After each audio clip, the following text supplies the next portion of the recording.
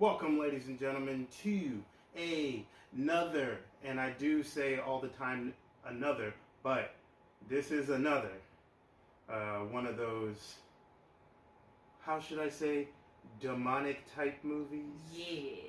Yes. This will be one of those times where I'm going to bring back the hashtag fucking Jesus.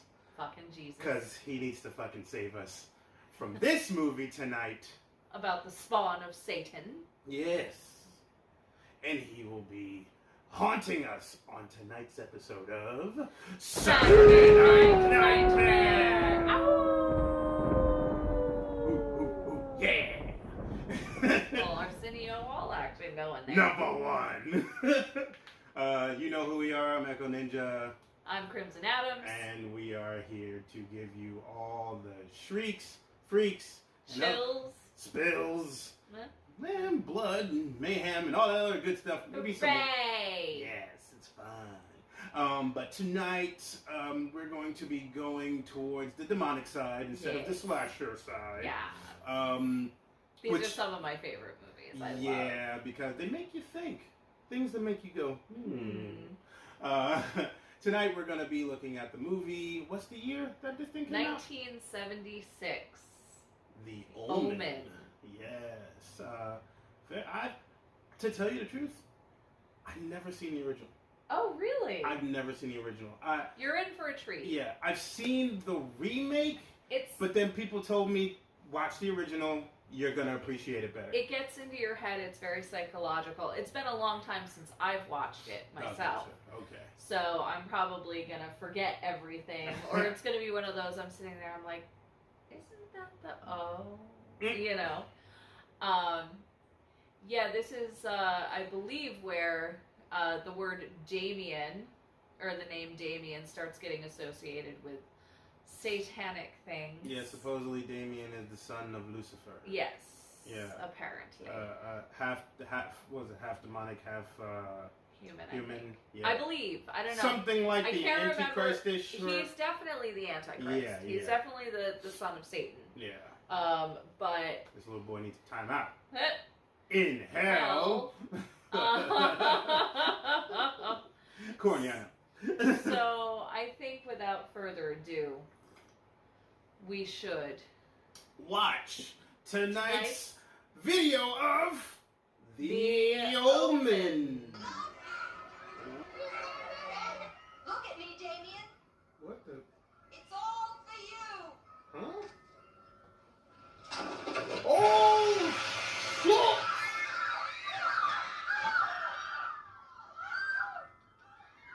Perhaps she's there to bring out.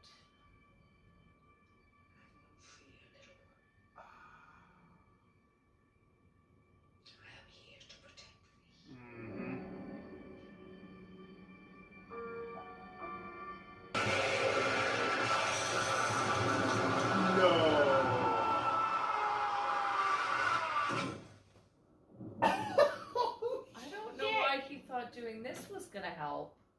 Why didn't he move? Because the doctor's got to discuss it with your husband. Oh. I'm pregnant, Robert. I just found out this morning.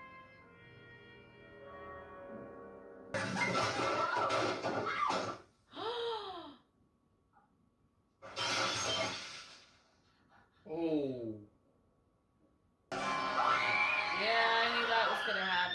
Yep. Oh, head first. Oh, she did. Now she did. Trying to figure out when. There it is.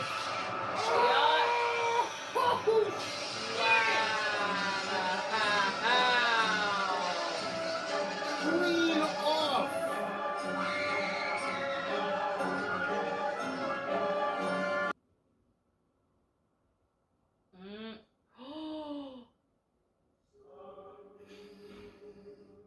His godparents were the president and first lady. Little bastard. Oh man. Mm-hmm. If I didn't think this movie.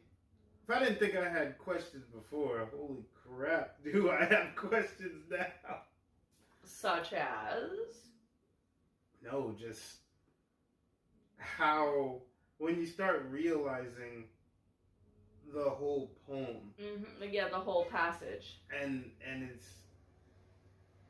like you said earlier, how it just so much reflects what has happened in the past, what, six months almost? Well, 6 years. 6 years. Sorry, 6 years. Yeah, you're right. You know, they raised through politics. Mm-hmm. You know, when the Jews returned to Jerusalem. The Jews returned to Zion, yeah. Yeah. And, I mean, there's been all sorts of He will... astronomical... Yeah. And it says, what was it? He will rise from the eternal waters or something like that.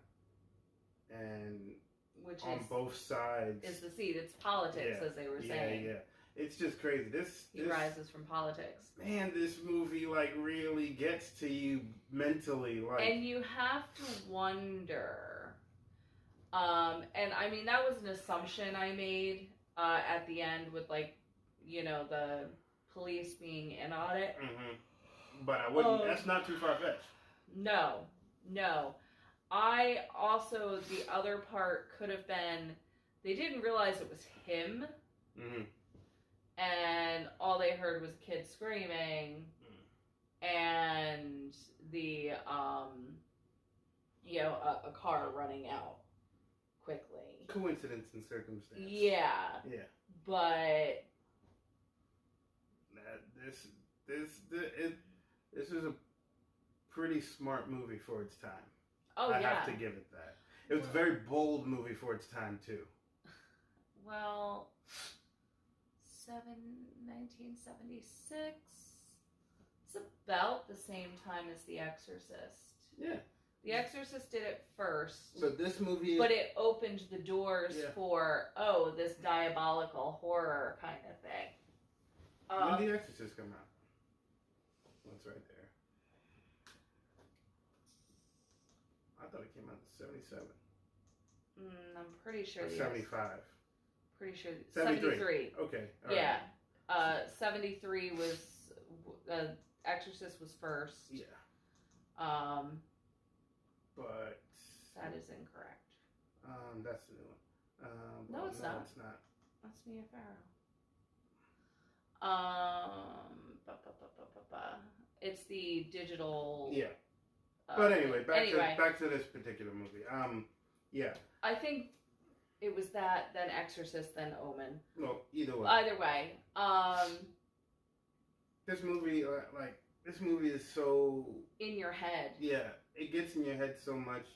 It almost has that whole, you really do have to pay attention to every little detail. Yep. Because it all comes back. Like with the photographs. Like, I kept wondering why that sleazy bastard kept taking photographs, and then I realized, I'm like, shit. I mean, he starts out as just regular paparazzi. Until he starts connecting the dots. Yeah. Mm-hmm. And, man, that kid was just fucking creepy. Yeah. And the governess? Yeah, / nanny. Yes. She was a handful as She was like the demonic Mary Poppins. Hell yeah, that's a good thing to say right there. Demonic Mary Poppins. Made him realize his potential, protected him. That almost reminds me of Demolition Man when he's like, I know what you remind me of, an evil Mr. Rogers. Well, she was a demonic Mary Poppins. But yeah, man, the signs were written on the walls for him the entire time. Yeah. And of course, like most movies that are like this, they're not going to really delve in onto it. But as soon as the that priest died, like domino effect. It was just everything was just all like, this is too. And funny enough, the priest had the birthmark too. Mm-hmm. He had the 666. And remember what the photographer said. He said he was trying to. It looks like he was trying to keep something from coming out. So getting in. Yeah. So I almost have to think like he rebelled against Lucifer and all of that. So that's why he was killed. Well, also that he got riddled with cancer. Yeah. And then, he tries his best to warn Robert, and then he ends up getting shish kebabbed. Yes. Yeah. But okay, so everything about this movie is so. It's just like how you were discussing how the original Texas Chainsaw Massacre is, how other movies it has that subtle approach. It has that suspense thriller aspect. Mm-hmm. Especially with a movie like this, you got to do that. Rosemary's Baby was the same way. Like people with movies like this, you got to expect a slow pace to build up. And that's the thing. It's not in your face horror. Yeah. And it's not even all that long. No. It's under 2 hours. Yeah. But it is something that you have to pay attention to. Once you do, holy shit. But I feel like if you're paying attention, you're not bored. It doesn't feel slow. No. And this was my first time watching the original, so I was like, whoa. It hit me more than the remake hit me. Yeah. Because the remake, especially when it comes to modern horror, doesn't hit you as much because it's almost like you see the tropes coming. Yeah, and it's modern horror, unfortunately, is so in your face. It's one of the reasons as far as modern horror, I lean more towards supernatural horror because everything else it's so, and I'm not saying supernatural horror isn't predictable. Mm-hmm. It is. But the ones who do it right. But the ones that do it right, and people can argue with us all they want. Unholy was fan-fucking-tastic. It really was. It really was. It got me just like this movie did. It got panned by the critics. It really did. And unfortunately, and kind of fortunately, because it got people talking about it, it got, no pun intended, crucified by fanatics that didn't actually fucking watch the movie. Yet, there's a show that used to be on CW called Supernatural, and it never got hit by any of those fanatics. I mean, it did to an extent. Really? Because I didn't hear shit. Not enough to be big. Yeah. Because they hit into a lot of shit. Yeah. And a lot of lore. But anyway, back to this movie. So... Okay. Oh, yeah. So modern horror likes to throw things in your face so much that it's like, alright, okay, fine, I get it. You're trying to scare me, or you're trying to be edgy, or you're trying to be gory. I fucking get it. Where things like this, in 76, there were still more stringent ratings, too. I mean, this is a rated R. Yeah. Because of the level of violence. There was no cursing. No, and the level... There was no nudity. And the level of controversy with the stillborn and the whole thing like that. Right, and her talking about wanting an abortion. Yeah. Abortion was a no-no back in the 70s. It was big. Yeah. But so that had a rated... There was no nudity. No. We never even saw a butt. Nope. So back then, for this to get a, this was subtle, but it was edgy as fuck. And it's just, I feel I appreciate that more. Maybe that's because I was raised on movies like this. Here's a meme I actually want to share on our Instagram if I can shrink the image a little, because it gets cut off, which is a pain. But yes, I love this. Yeah, I completely agree with you when you said that.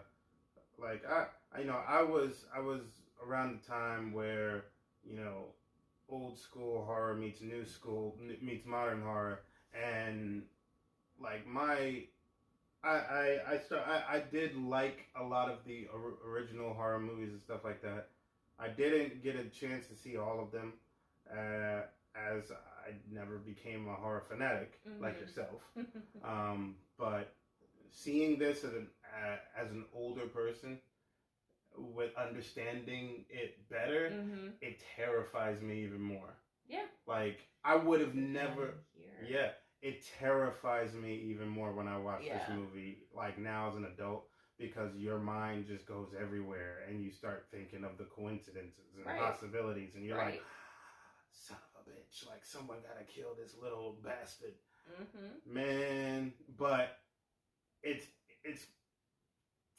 fascinating when it gets to that last point. It just makes him look like the insane person. Of course. You know, just like with Rosemary's Baby, they gaslight her and they, you know, they twist and turn and everything like that until she thinks. Only difference with this and that, she nuts. basically, she accepts it. Yeah, she just kind of leans into it like, okay, well, at least I can raise my baby. But this movie is, it's one of those gems that you must watch if you haven't watched it. And if you haven't watched it in a long time, you must watch it now that you're an adult, because it will hit you way more. So what would you give it? This? Oh, I would definitely, I would give this a 9. Okay. I would definitely yeah, definitely. I got nothing. There's, I mean, the only gripe I had was the sound, but other than that, the movie was fantastic. And that's just old movies too, in general. They always had the, I mean, new movies too. Yeah. They have the dialogue really low and the friggin' score really some loud. Editing cut choices were kind of odd, but again, that was the way the 70s did it. Yep.